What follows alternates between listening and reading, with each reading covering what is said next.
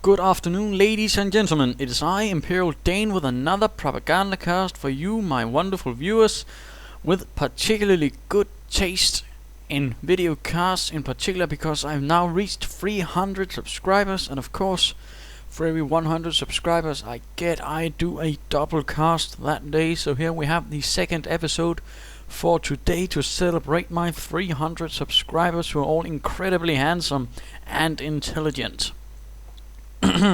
So, let's have a look, and as some of you may have guessed, this is Beaux Lowlands. Yes, indeed, Beaux Lowlands, with the lowlands, the winding road, the river dividing it into two halves, and of course the little bridge spanning that river. So, set during the Mortain counterattack we have in the northern half to actually resist it, has SturmSS. Well, that's all nice and jolly, except he's an American.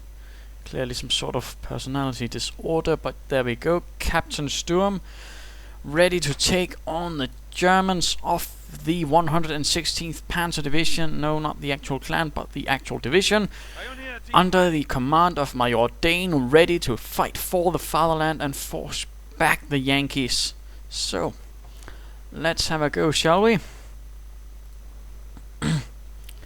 And there we go, the usual Wehrmacht quarter, second pioneer team start for me. I don't usually go for more pioneers. I usually prefer getting Volksgrenadiers out on the field as quickly as possible without actually damaging early territory seizure power. And we see the usual barracks and engineers start out for the American as well. Captain Sturm setting it up and rushing out his little engineers of the 4th Infantry Division, all ready to resist the oncoming onslaught. Volksgrenadiers on the way, so nothing unusual there. And of course we have the engineers with their grease guns, M3 I believe the technical designation was. Riflemen probably going to see out of that barracks. Munitions point here have been taken, and we see that the American is exclusively focusing on the eastern half. Once more going with that sort of, the river is the front line, the boundary, and so of course focusing on what is on his side of the river. Although not this part though, a bit curious, but there you go. But perhaps these riflemen might change that, alter it into a different position, and we see the engineers quickly laying down barbed wire right here, apparently wanting to stop me from crossing the bridge and heading into this area. A bit unusual, I might say, but let's see how this goes. I'm certainly aware of it, as I can hear from around here, as was a bit occupied, that someone was laying down barbed wire. It has a certain characteristic metal sound of chink chink as the barbed wire is placed down. And now we see sandbags as well, apparently very keen on holding this post. He's setting up a sandbag emplacement, so if anyone does decide to sneak across here, there will be troops in cover to stop this. Or it could possibly he's actually blocking it off, which is something some players used to do. It was a bit of an abusive thing, I believe, since there was basically no way for troops to actually handle sandbags, but now pioneers and engineers can clear out sandbags as easily as it was barbed wire. Pioneers forced back by riflemen, but certainly interesting to know that that is sort of his modus operandi, I think. Certainly already pegs him out a bit as a particular type of player. But we'll have to see further riflemen onto the field again, further enforcement into the eastern half on the northern part of the river. And we see a bike out as well from me, not the MG42, but actually a bike, since I'm rather curious as to what's going on.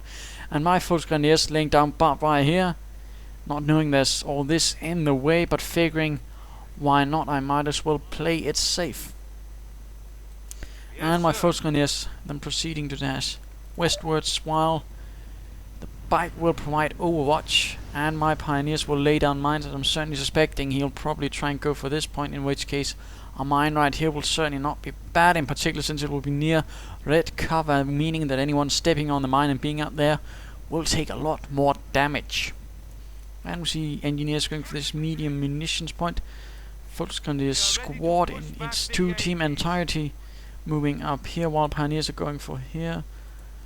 MG42 team, I mean, it's a rather quiet moment right now. There's actually no engagement, further sandbags and barbed wire being laid down. He's rather expecting me to go on the all-out offensive. I suspect trouble is, of course, I don't really have the need for it. I have most of the other victory points and most of the resources, in fact.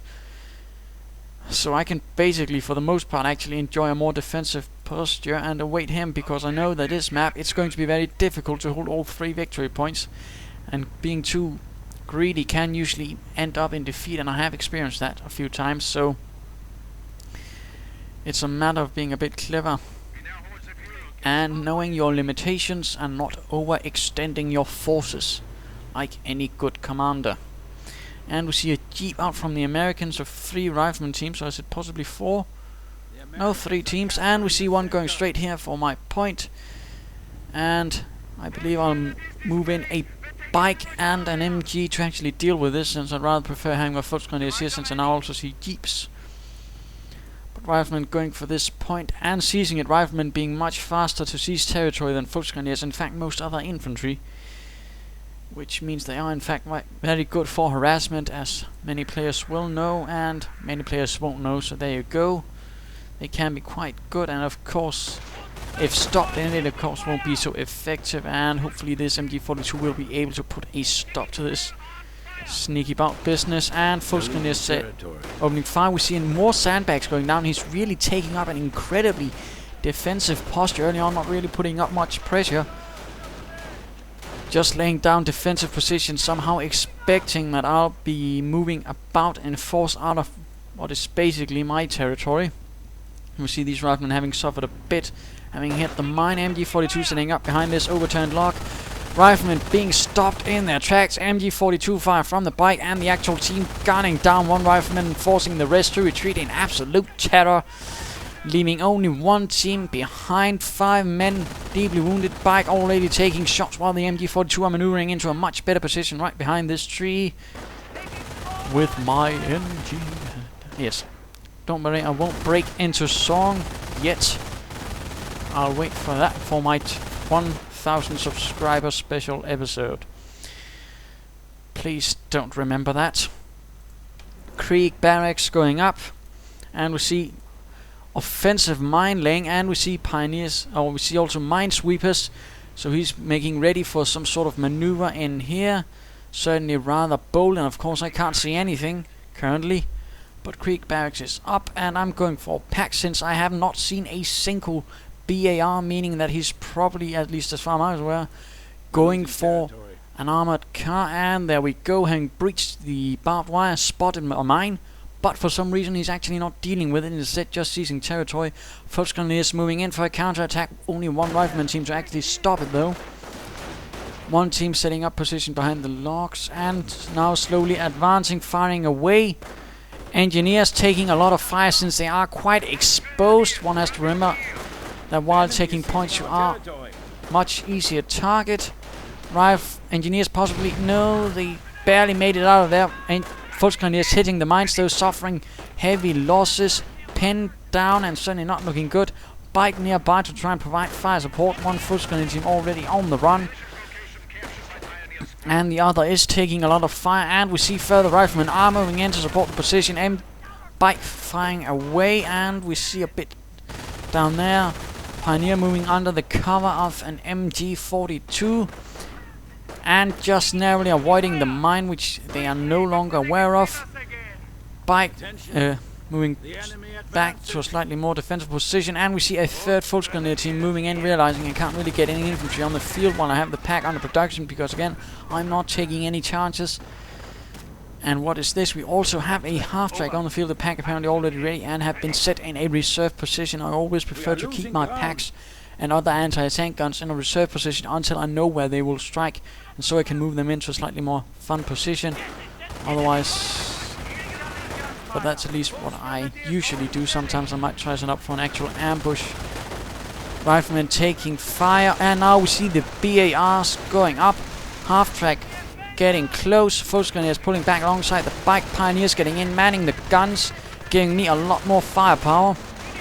And we see the pack moving here to deal with this Jeep there. Force-Grenadiers taking heavy losses, but they are still standing, taking cover among the trees. Bikes and half-track firing away at these riflemen and engineers, having managed to seize the western high ground, uncap the victory point. But there we go, further Force-Grenadiers moving in. Bike though going down in flames from all the BAR fire. Force-Grenadiers having gotten a bit too close to the engineers, got scorched. Half-track continuing to open fire, 3 kills already. And we see the engineers forced back alongside one rifleman team, and the other is heavily wounded, and many of the men are already dead or wounded. And we see the third Force-Grenadier team joining into the fight, as well as this large force is on the move now, going for this rifleman team, which is a bit on its own, heavily wounded, while in cover it is facing a lot of firepower and is outgunned. And now a straight retreat right through enemy lines, and this will probably end very badly. And yes, indeed, there we go, 5 riflemen down. No BAR drop, those were quite lucky for him. And the Jeep, I think, was blown up. There we go, the wreck, and Mr. Sturm apparently wondering what went on, and me then querying him about what is actually he's going over. Pioneers reinforcing, and we see a Grenadier team being forced out so far. And now we have the M8 armored car as well, but my pack is completely over there. And apparently he's smelling BS over something. And I fear this might be a trait throughout the rest of the fight. Of course, he's not keen on telling it, but I suspect it's perhaps because his troops ran right through all those Force-Grenadiers, and of course the half-track, which strangely enough lost him a team. Now we see a much more consolidated force, but at the same time the entire eastern half has been left open. And if I were to, for some reason, spot that, of course I could use that quite nicely. But for now I'm very more focused on this part. Force-Grenadiers in a forward position with the half-track at the rear. Third team though taking fire from the M8. Pack being moved. Force-Grenadiers pulling back towards the half-track again. Suppressing the engineers but nothing else. Force-Grenadiers are also up here in the high ground, pulling back again towards the half-track. The half-track acting as the main point of my defenses.